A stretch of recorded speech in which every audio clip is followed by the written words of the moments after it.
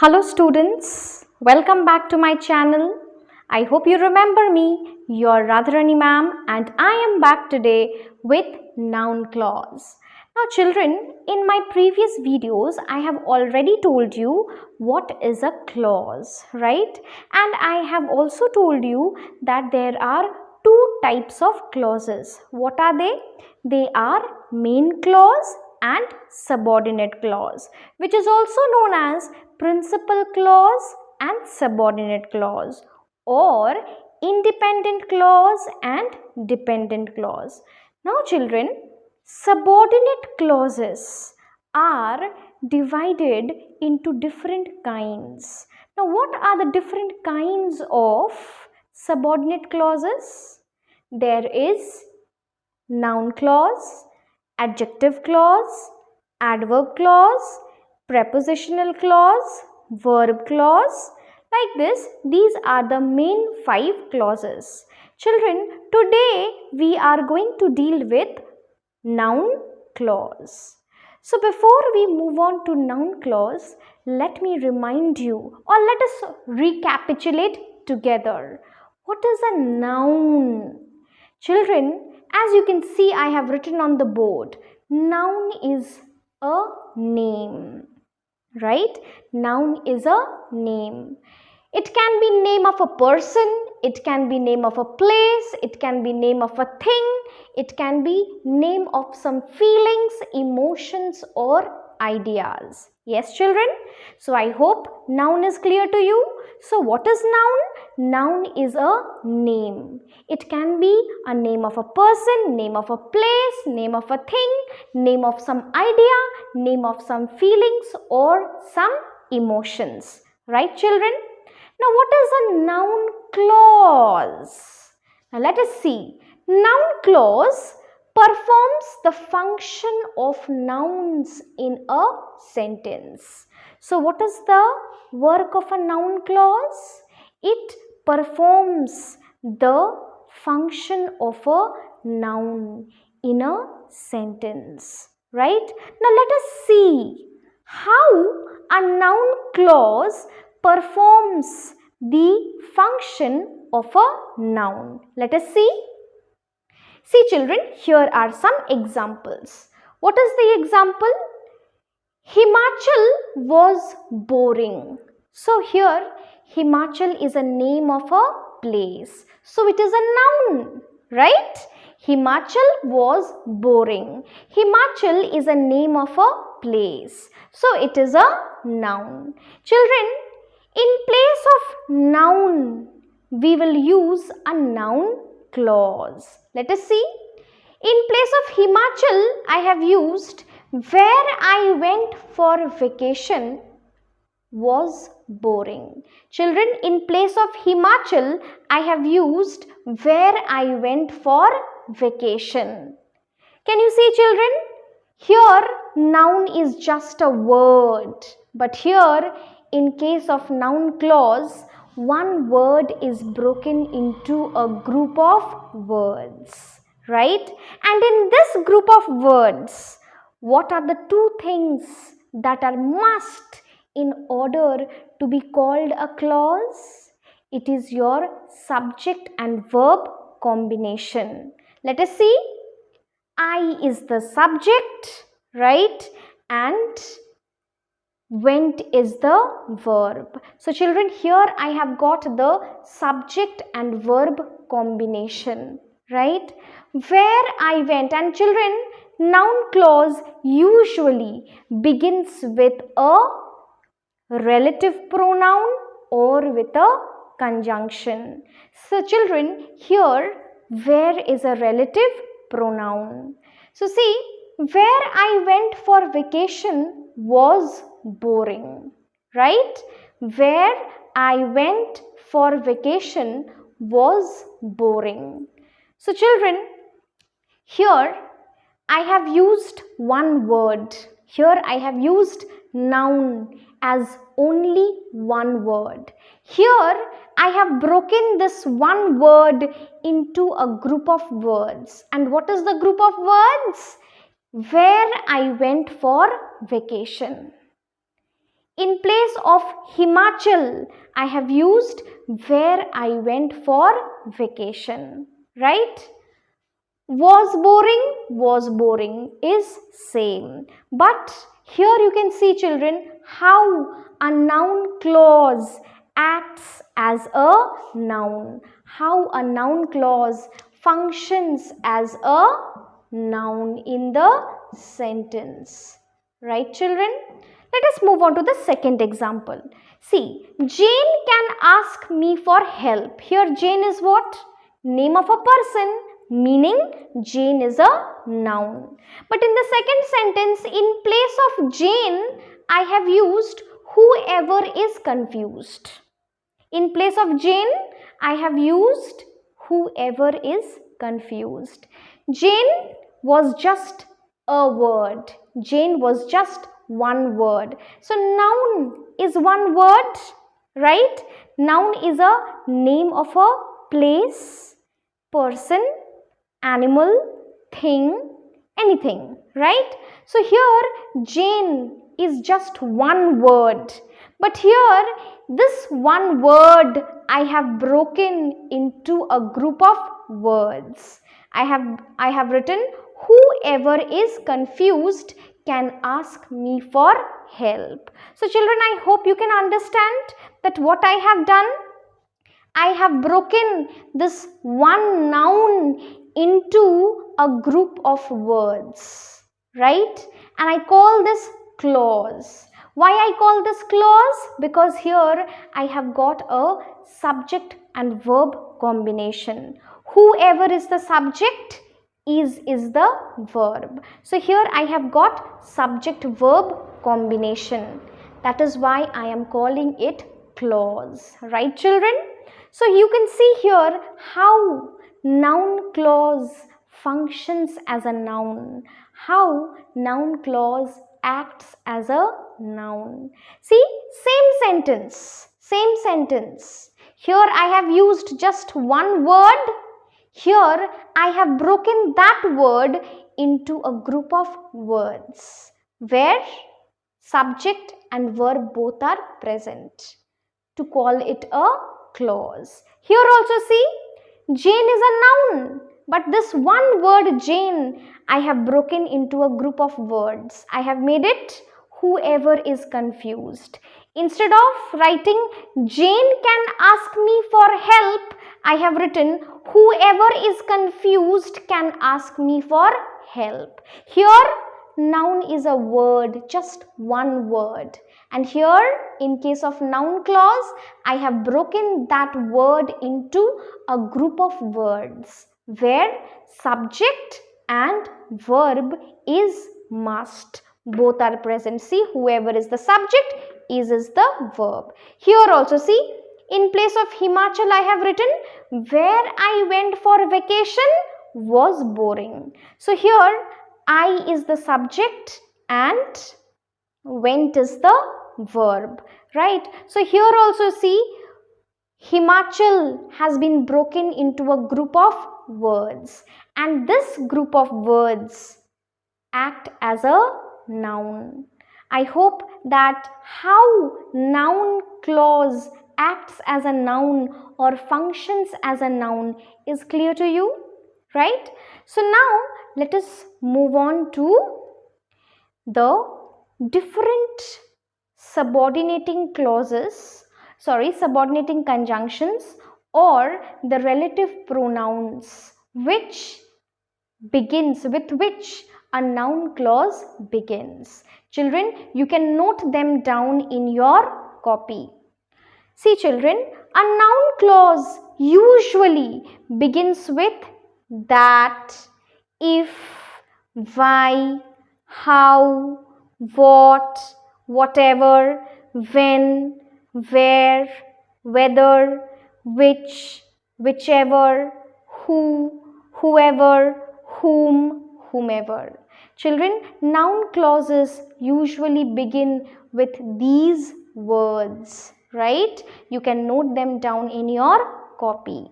Now children, now we are going to see what are the different ways in which noun clause can be written, right? So let us see.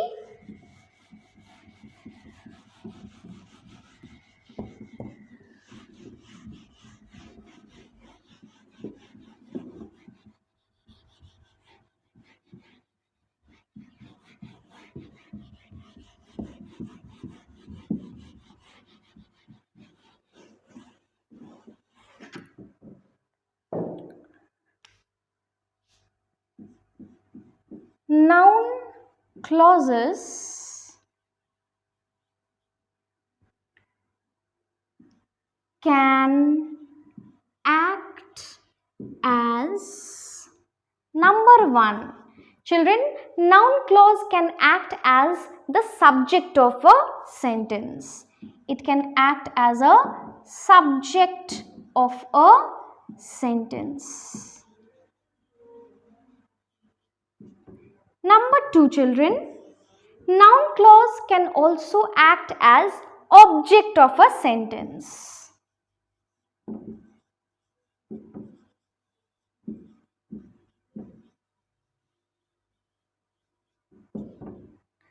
Number three, noun clause can also act as an object of a preposition.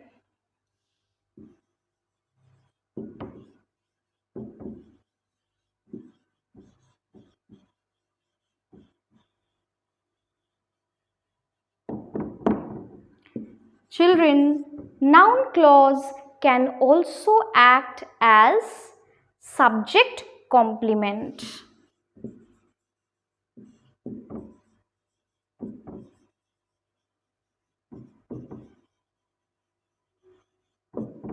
Right? So, we can see that our noun clauses can act as subject of a sentence. It can also act as an object of a sentence. It can act as object of a preposition, and it can also act as subject complement. Now, how? I will show you with examples. I am rubbing this off, children. I hope you have noted it down.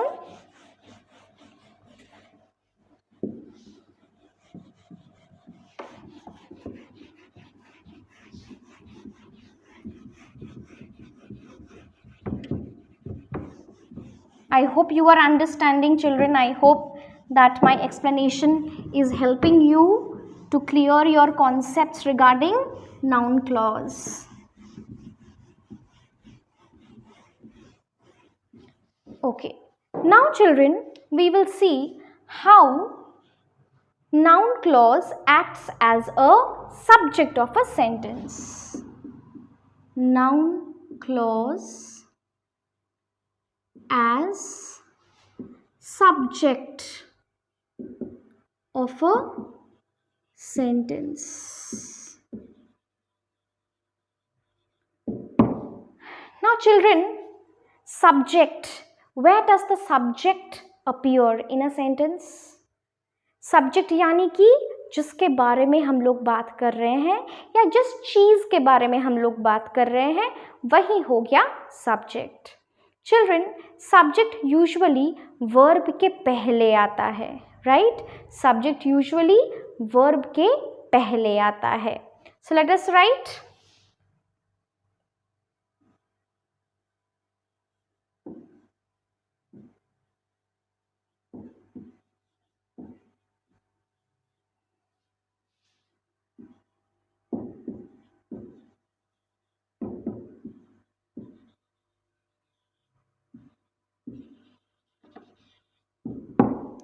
See the sentence, children. Why he resigned is still a mystery. Children, यहाँ पे verb कहाँ है? Is हो गया हम लोग का verb. और मैंने क्या कहा था कि verb के पहले जो आता है वही हो गया हम लोग का subject. यानी कि ये पूरा जो group of words है ये क्या है? ये हम लोग का सब्जेक्ट है, right? This is the subject. तो मैंने क्या कहा चिल्ड्रन कि वर्ब के पहले जो भी आएगा, जो पार्ट ऑफ सेंटेंस वर्ब के पहले आता है वो होता है सब्जेक्ट, यानी कि जिसके बारे में हम लोग बात कर रहे हैं। ठीक है, तो मैंने क्या कहा था कि नाउन क्लॉज जो है it acts as a subject of a sentence. तो देखो यहाँ पे नाउन क्लॉज ये जो है व्हाई ही रिजाइन्ड, ये नाउन क्लॉज है चिल्ड्रन। क्यों ये नाउन क्लॉज है?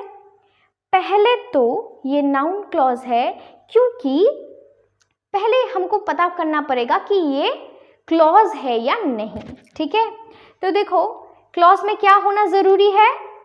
सब्जेक्ट जो हो गया ही और वर्ब, ठीक है, वो हो गया रिजाइन्ड। ठीक है, तो यहाँ पे हम लोग को सब्जेक्ट वर्ब का कॉम्बिनेशन मिल चुका है, यानी कि ये कंफर्म है कि ये क्लॉज है। दूसरा चीज़ हमें क्या निकालना है कि ये किससे शुरू हो रहा है। देखो children, it starts with why. Why मैंने क्या कहा था? मैंने जब कहा था कि ये सारे वर्ड्स से नाउन क्लॉज शुरू होता है, उसमें देख लेना चिल्ड्रन, वाई भी एक वर्ड है जिससे नाउन क्लॉज शुरू होता है। तीसरा क्लू क्या है children? You have to ask a question with what. तुमको व्हाट से एक क्वेश्चन करना पड़ेगा। क्या क्वेश्चन करना पड़ेगा? देखो सेंटेंस क्या है, Why he resigned is still a mystery. Why he resigned is still a mystery. तो तुम्हें क्वेश्चन करना पड़ेगा What is a mystery? What is still a mystery? What is still a mystery? जब तुम what से question करोगे तो देखना आंसर जो आएगा वो ये सब्जेक्ट होगा। अगर ये आंसर है इसका मतलब यही है सब्जेक्ट, यही है नाउन क्लॉज। देखो क्वेश्चन करो, what is still a mystery? The answer you get is why he resigned. Mystery क्या है? व्हाई ही रिजाइन्ड, उसने क्यों रिजाइन किया, राइट ये आंसर मिल रहा है। जो आंसर मिलेगा चिल्ड्रन वही होगा नाउन क्लॉज, राइट। तो यहाँ पे हम लोग को तीन चीज पता चल रहा है। फर्स्ट ऑफ ऑल क्या पता चल रहा है बच्चों कि ये जो नाउन क्लॉज है ये सब्जेक्ट ऑफ अ सेंटेंस हो सकता है।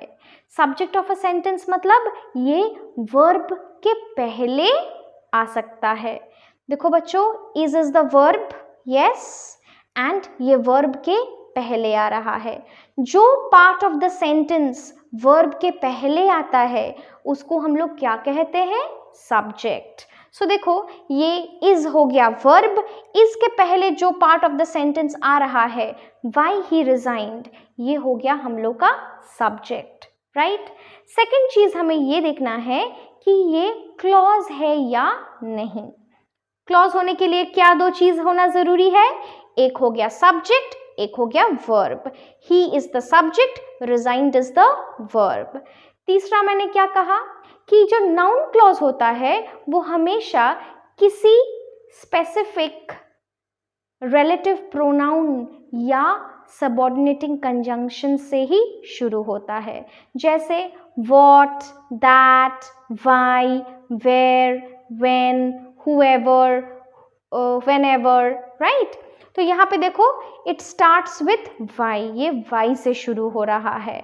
और तीसरा क्या क्लू है कि you have to ask a question with what.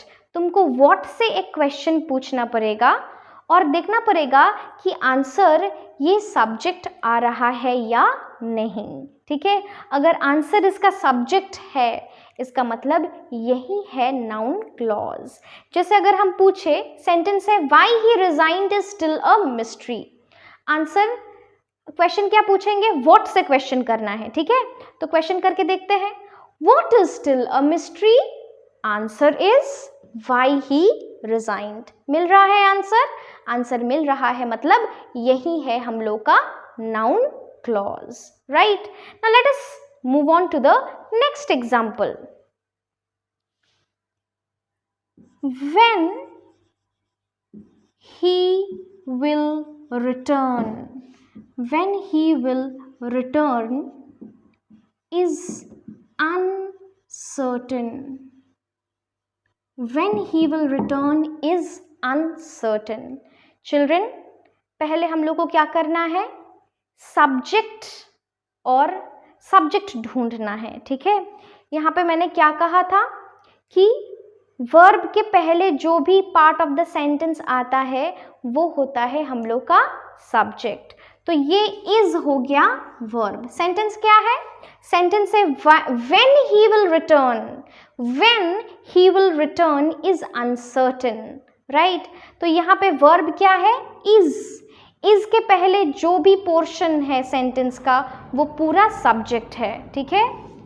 Is के पहले जो भी पार्ट ऑफ द सेंटेंस है ये पूरा सब्जेक्ट है। क्यों? क्योंकि सब्जेक्ट हमेशा वर्ब के पहले आता है।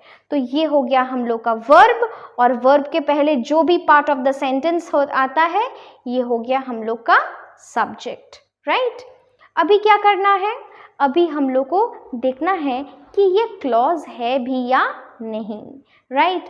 तो ये जो क्लॉज है इसमें क्लॉज फाइंड आउट करने के लिए क्या दो चीज़ें होना ज़रूरी है? एक हो गया सब्जेक्ट, दूसरा हो गया वर्ब। तो देखो बच्चों, ही हो गया सब्जेक्ट, विल रिटर्न हो गया वर्ब, राइट। विल रिटर्न हो गया वर्ब। तो यहाँ पे हम लोग को सब्जेक्ट वर्ब का कॉम्बिनेशन मिल गया, मतलब ये कंफर्म है कि ये क्लॉज है। अभी ये पता करना है कि ये क्लॉज जो है ये नाउन क्लॉज है कि नहीं। कैसे पता चलेगा बच्चों? देखो, it starts with when, right. It starts with when. So when से शुरू होता है। मैंने ऑलरेडी जो लिस्ट आपको दिया है उसमें लिखा है कि नाउन क्लॉज जो है वो व्हेन से शुरू हो सकता है। सो व्हेन से स्टार्टिंग हो रहा है। और दूसरा क्या हम लोग को करना है? We will question with what. What से क्वेश्चन पूछेंगे। What is uncertain? अनसर्टेन क्या है भाई? What is uncertain? आंसर होगा when he will return।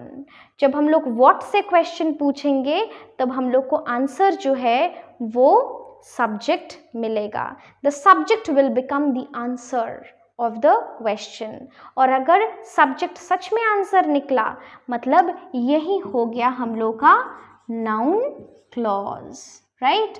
when he will return is uncertain। what is uncertain? when he will return। तो जब what करके question करने से आंसर हम लोग को मिल जाएगा तो वो आंसर ही हो जाएगा noun clause.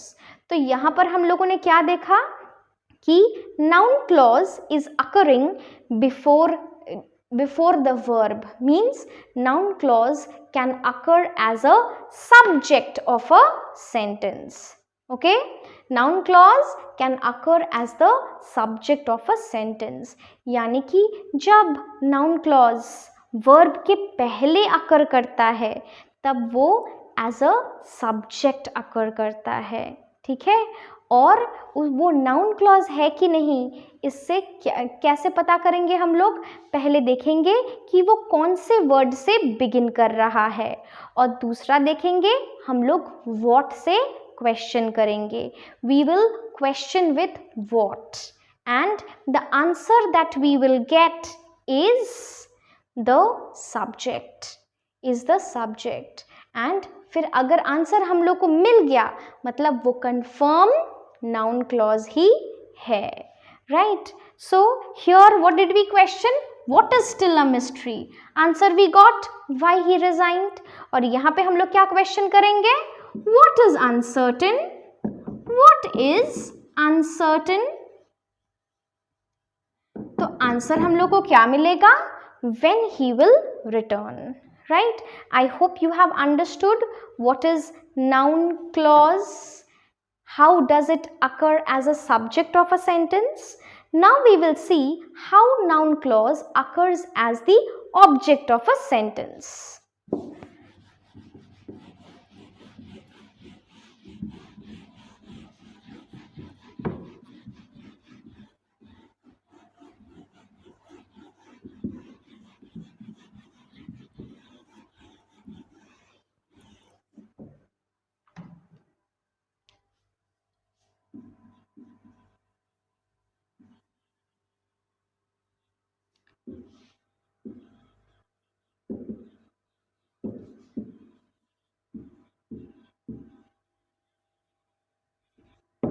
Children, noun clause as object of the sentence. Object मतलब क्या बच्चों?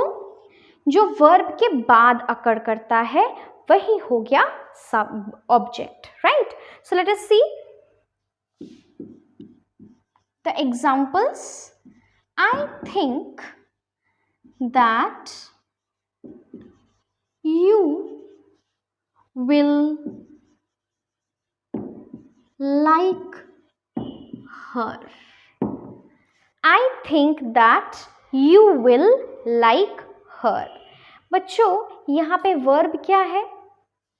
think is the verb, ठीक है? और वर्ब के बाद जो पार्ट ऑफ द सेंटेंस आता है वो क्या होता है? वर्ब के बाद जो पार्ट ऑफ द सेंटेंस आता है वो क्या होता है? वो होता है ऑब्जेक्ट. सी, ये हो गया ऑब्जेक्ट, राइट? क्यों? क्योंकि ये think is the verb. Verb के बाद जो पार्ट ऑफ द सेंटेंस होता है उसको हम लोग क्या कहते हैं?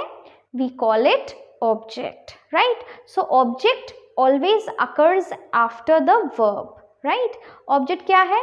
जो part of the sentence verb के बाद अकर करता है वो होता है ऑब्जेक्ट, ठीक है? अभी बच्चों क्या करना है हम लोग को? नाउन क्लॉज आइडेंटिफाई करना है. हम लोग को आइडेंटिफाई करना है कि ये जो क्लॉज है वो नाउन क्लॉज है या नहीं. पहले हम लोग को क्या पता करना है कि ये क्लॉज जो है ये किसी सबऑर्डिनेटिंग कंजंक्शन या किसी रिलेटिव प्रोनाउन जैसे कि what, that, why, whichever, whoever, right, when, where वगैरह मैंने जो आपको लिस्ट दिया है उस लिस्ट में से किसी भी वर्ड से शुरू हो रहा है या नहीं. तो यहाँ पे देखो बच्चों, यहाँ पे ये जो क्लॉज है it is starting with that. Noun clause can start with that. Yes, मतलब ये नाउन क्लॉज हो सकता है. क्यों? क्योंकि it begins with that, right? Next thing that we will see is we will question with what. हम लोग what से क्वेश्चन करेंगे और देखेंगे कि हम लोग को आंसर ये मिल रहा है या नहीं. सो let us question. I think. What do I think? क्या क्वेश्चन करेंगे? What do I think? I think मैं क्या सोच रहा हूं? What do I think? मैं क्या सोच रहा हूं? आंसर क्या मिलेगा? That you will like her. मैं सोच रहा हूं कि तुम उसको लाइक करोगे, right? So I think that you will like her. तो बच्चों हम लोगों ने जब क्वेश्चन किया व्हाट डू आई थिंक तो ये आंसर हमें मिला. यस, आंसर जब मिला मतलब ये श्योरली क्या है? It is noun clause. ठीक है? क्यों नाउन क्लॉज है? पहले तो ये दैट कंजंक्शन से शुरू हो रहा है. दूसरा, हम लोग जब व्हाट करके क्वेश्चन कर रहे हैं तो ये हमें आंसर मिल रहा है, राइट? और यही प्रूव करता है कि ये नाउन क्लॉज है. So see, I think. Think is the verb. ठीक है? वर्ब के बाद जो पार्ट ऑफ द सेंटेंस आता है वो क्या होता है? It is the object of the sentence. तो यहाँ पे देखो, that you will like her, it is the object of the sentence. ठीक है? मतलब यहाँ पे जो है noun clause appears as the object of the sentence. Children, पहले हम लोगों ने देखा कि noun clause was occurring as the subject of the sentence. Subject of the sentence कब होता है? जब verb के पहले आता है तो subject of the sentence होता है. जब noun clause verb के बाद occur करता है तो वो क्या होता है? object of the sentence. और हमें क्या कैसे पता चलेगा? पहले तो it will start with a conjunction like that और what, which, whichever, whoever, right, whomever, ये सारे इफ, वेदर, ये सब से स्टार्ट हो सकता है. और दूसरा चीज हमें क्या करना है, we have to question with what, हमें व्हाट से क्वेश्चन करना है और देखना है कि आंसर नाउन क्लॉज आ रहा है या नहीं। अगर आंसर ये नाउन क्लॉज आया मतलब it is a noun clause, right? So this is one sentence. Let us move on to the next sentence.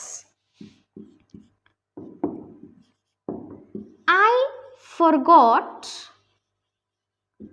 what he had told me. I forgot what he had told me.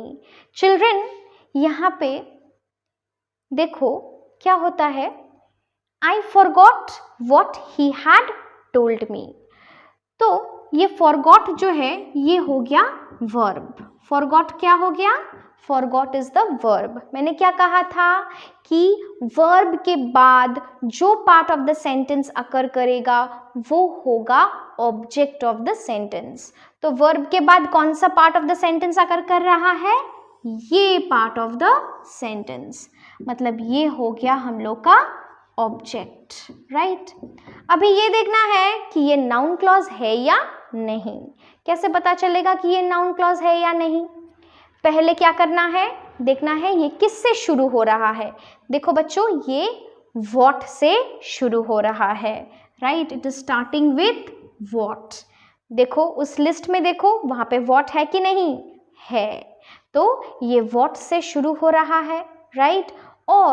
और क्या देखेंगे हम लोग कि what से question करते हैं और इसका आंसर ये मिलता है या नहीं। Let us question, I forgot, what did I forget, what did I forget, मैंने क्या भूला, what I forget, I forgot what he had told me, ठीक है। What did I forget, मैंने क्या भूला, आंसर क्या हो रहा है, आंसर क्या आ रहा है, what he had told me, वो मुझे जो बोला था मैं वो भूल गई, राइट, उसने मुझे जो बोला था मैं वो भूल गई। तो मैंने जब क्वेश्चन किया what did I forget, मुझे आंसर क्या मिला, what he had told me, answer मिला, ये हम लोग को आंसर मिला। आंसर जब मिला मतलब ये कंफर्म नाउन क्लॉज है, राइट, यस। तो दो चीजें हमें करना है, पहला चीज क्या करना है, देखना है कि ये जो क्लॉज है ये किससे शुरू हो रहा है, किसी कंजंक्शन या रिलेटिव प्रोनाउन से शुरू हो रहा है या नहीं। जो मैंने लिस्ट दिया है आप लोगों को पहले ही, उस लिस्ट में से किसी एक भी कंजंक्शन या रिलेटिव प्रोनाउन से शुरू हो रहा है या नहीं। और दूसरा चीज़ क्या देखना है कि हम लोग जब व्हाट करके क्वेश्चन करेंगे तब उसका आंसर हमें ये क्लॉज मिल रहा है या नहीं, राइट। अगर हम लोग व्हाट करके क्वेश्चन करें और उसका आंसर हमें ये क्लॉज मिले, इसका मतलब निश्चित ये नाउन क्लॉज है। समझ में आया बच्चों? So we saw that how noun clause can occur as a subject of the sentence as well as the object of the sentence. Now we will see, children, how it occurs as a preposition. It occurs as a object of a preposition. कैसे ये object of a preposition के हिसाब से occur करता है। So let us see. I am rubbing the board. Children, I hope the concepts are getting clearer to you.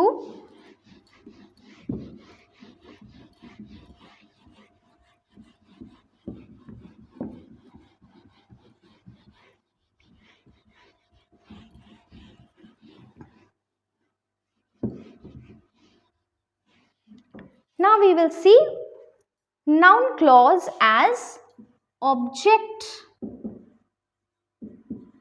of a preposition.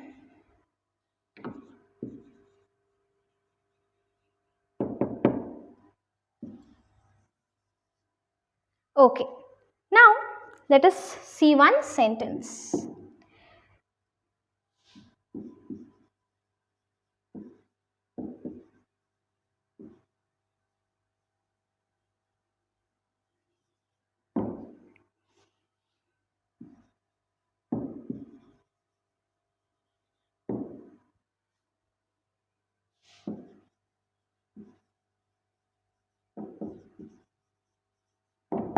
There is no meaning in what she just said. This is the sentence. Children, इस sentence में आपको preposition ढूंढना है. कहाँ है preposition? यहाँ है. In is the preposition. Children, preposition के बाद एक conjunction या relative pronoun आएगा. उसके बाद जो है एक subject और verb आएगा. ठीक है? देखिए, so object of a preposition मतलब क्या? It will have a preposition before the clause. और clause जो है वो किससे शुरू होगा? किसी conjunction या relative pronoun से शुरू होगा. और हम लोग अगर what से question करेंगे तो ये हम लोग को as answer मिलेगा. There is no meaning in what? There is no meaning in what? Answer क्या आएगा? In what she just said.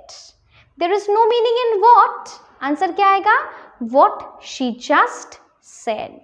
Right? So बच्चों, ये हो गया हम लोग का prepositional object of a preposition. Right? So I hope you have understood this. Let us do one more sentence. Right? I don't believe in what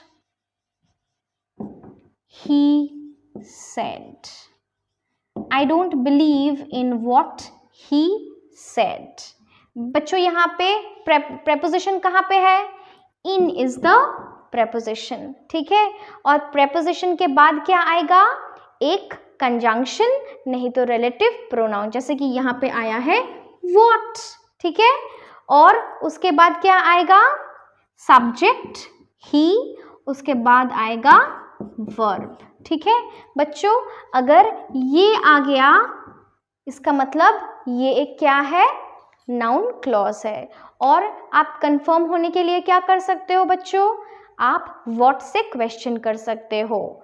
I don't believe in what? What I don't believe? What he said. Right? What I don't believe in what he said.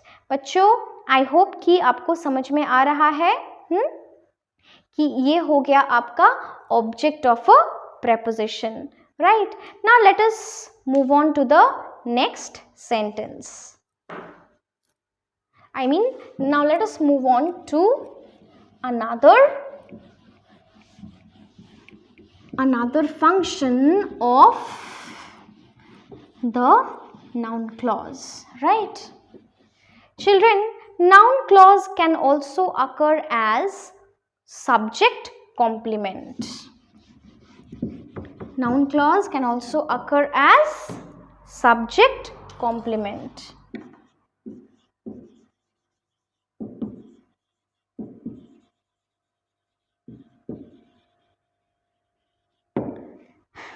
Now children, what is subject complement? What is complement? Complement यानी कि जब किसी sentence में object नहीं होता है, लेकिन वो सेंटेंस किसी ग्रुप ऑफ वर्ड्स के वजह से कंप्लीट मीनिंग एक्सप्रेस करता है, तो उस पार्ट ऑफ द सेंटेंस को हम लोग क्या बोलते हैं? We call it complement. मैंने आपको समझाया कि एक सेंटेंस में अगर ऑब्जेक्ट नहीं होता है, ऑब्जेक्ट के जगह एक ऐसा पार्ट ऑफ सेंटेंस होता है जिसके लिए सेंटेंस को एक कंप्लीट मीनिंग मिलता है, उस पार्ट ऑफ द सेंटेंस को हम लोग क्या कहते हैं? कॉम्प्लीमेंट. चिल्ड्रन, ये जो कॉम्प्लीमेंट है ये यूजुअली किसी बी वर्ब के बाद आता है. ठीक है? इसको सब्जेक्ट कॉम्प्लीमेंट क्यों बोला जाता है बच्चों? क्योंकि ये सब्जेक्ट के बारे में कुछ बोलता है. ठीक है? ये सब्जेक्ट के बारे में कुछ बोलता है, इसीलिए इसको क्या कहते हैं हम लोग? Subject complement. ठीक है?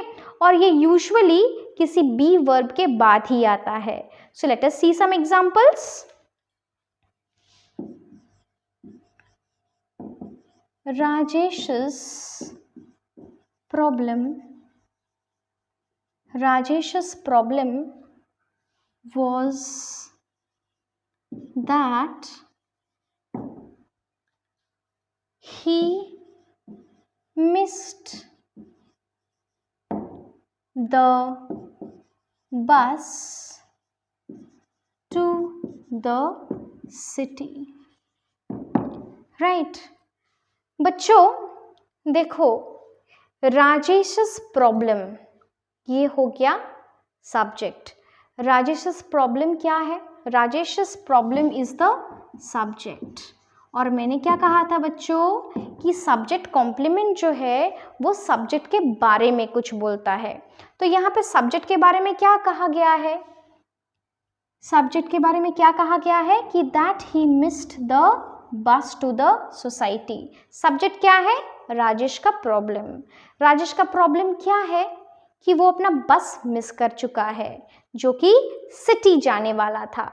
अपनी सिटी जाने वाला बस वो मिस कर चुका है. तो ये क्या हो रहा है?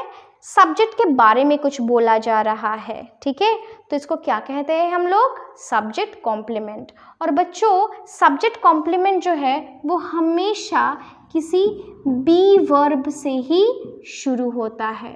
बी वर्ब यानी कि इज, आर, वॉज, वेर. ठीक है, ये सब से शुरू होता है. ओके बच्चों, तो मैंने क्या कहा कि सॉरी शुरू नहीं, इसके बाद होता है. ठीक है, सो राजेश's प्रॉब्लम, राजेश's प्रॉब्लम क्या है? सब्जेक्ट है. ठीक है, और मैंने क्या कहा? सब्जेक्ट कॉम्प्लीमेंट क्या है? जो part of the sentence subject के बारे में कुछ बोल रहा है उस पार्ट ऑफ द सेंटेंस को हम लोग क्या कहेंगे? Subject complement. यहाँ पे राजेश के प्रॉब्लम के बारे में क्या बोला जा रहा है? राजेश के प्रॉब्लम के बारे में हम लोग को क्या पता चल रहा है कि उसका प्रॉब्लम क्या है कि he missed the bus to the city. ये है राजेश का प्रॉब्लम. ठीक है, और ये जो सब्जेक्ट कॉम्प्लीमेंट है ये हमेशा क्या होता है? किसी बी वर्ब के बाद ही आता है. यूजुअली ये किसी बी वर्ब के बाद ही आता है. बी वर्ब यानी कि इज, आर, वॉज, वेर, ये यूजुअली ये बी वर्ब के बाद ही आता है. ओके बच्चों, और कैसे पता चलेगा कि ये नाउन क्लॉज है या नहीं? सेम तरीका, ये किसी कंजंक्शन या किसी रिलेटिव प्रोनाउन से स्टार्ट होगा जिसका लिस्ट मैंने आपको दे चुकी हूँ मैं. ठीक है, और दूसरा बात क्या, हम लोग अगर व्हाट करके क्वेश्चन करेंगे तो हम लोग को आंसर ये मिलेगा. देख लेते हैं. तो क्या है? Rajesh's problem was that he missed the bus to the city. क्या क्वेश्चन करेंगे हम लोग? what was Rajesh's problem? What was Rajesh's problem? इसका आंसर हम लोग को क्या मिल रहा है? That he missed the bus to the to the city. तो ये जो है बच्चों ये हम लोग का क्या हो गया? This is our noun clause. ठीक है, तो यहाँ पे हम लोग क्या देखें कि noun clause can occur as the subject of a sentence, it can occur as the object of a sentence, it can occur as the object of a preposition. Fourth, we saw that it can occur as subject complement. So, I hope children this is clear to you. देखो बच्चों, subject complement और एक बार समझा देते हैं. Subject complement यानी कि subject के बारे में जो कुछ भी बोला जा रहा है वो हो गया subject complement. Subject complement usually किससे शुरू होता है? It usually starts with a be verb, जैसे कि इज, आर, ठीक है, वॉज, वेर, ये सब बी वर्ब से शुरू होता है सब्जेक्ट कॉम्प्लीमेंट. ठीक है, और यहाँ पे हम लोग देखेंगे कि ये जो है ये नाउन क्लॉज है या नहीं. कैसे पता चलेगा कि ये नाउन क्लॉज है कि नहीं? क्योंकि नाउन क्लॉज जो है वो हमेशा दैट से शुरू होता है. ठीक है बच्चों, नाउन क्लॉज जो है वो हमेशा दैट से शुरू होता है, नहीं दैट हमेशा नहीं, ये कुछ कंजंक्शंस या रिलेटिव प्रोनाउन से शुरू होता है, राइट जिसका लिस्ट में आने आपको दे दिया है और उस लिस्ट में आप देखिए कि दैट है, ठीक है। और दूसरा चीज़ क्या, हम लोग अगर व्हाट करके क्वेश्चन करेंगे तो उसका उत्तर जो है हमें ये क्लॉज आएगा। अगर उत्तर ये क्लॉज आया तो ये समझ लेना है कि ये नाउन क्लॉज है, ओके। जैसे मैंने क्वेश्चन किया व्हाट वाज राजेश's प्रॉब्लम, तो मुझे आंसर क्या मिला, that he missed the bus to the city. Okay children, so this is your subject complement. Children, I hope that noun clause is clear to you. In my next video, I will try to come with some examples of noun clause, जहाँ पे हम लोग एक exercise solve करेंगे, जहाँ पे हम लोग को noun clause सिर्फ identify करना पड़ेगा, okay बच्चों? So till then, goodbye and take care of yourself.